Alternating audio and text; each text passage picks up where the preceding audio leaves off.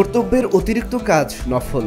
শরীয়তে ফরজ ও ওয়াজিবের অতিরিক্ত ইবাদতকে নফল বলে। রমজান মাসে শয়তান শৃঙ্খলাবদ্ধ থাকে। এই সুযোগে অধিক পরিমাণে নফল ইবাদতের মাধ্যমে আল্লাহ তাআলার নৈকট্য অর্জন করা যায়।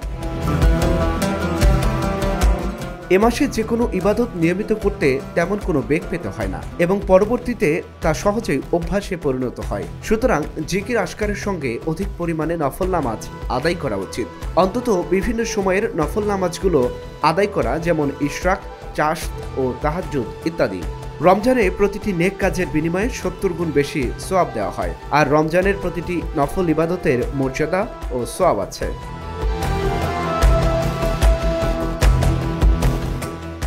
রমজান মাসে পুণ্যের খাতা ভারী করার জন্য খুব সহজেই যেসব নফল আমল করা যায় তা হলো প্রতিদিন বেশি বেশি নফল নামাজ পড়া, কোরআন তিলাওয়াত করা, জিকির আশকার করা, দান খয়রাত করা, সামর্থ্য থাকলে ওমরা করা, দুরূদ শরীফ পড়া, সালামের প্রচার প্রসার করা, অধীনস্থদের ভার বোঝা কমানো, অসহায়কে সহযোগিতা করা, আত্মপীড়িতদের সেবা করা, রোগীর খোঁজ খবর রাখা, মানুষের সঙ্গে হাসি মুখে কুশলাদি বিনিময় করা, সর্বোপরি সকলের সঙ্গে সদাচরণ করা।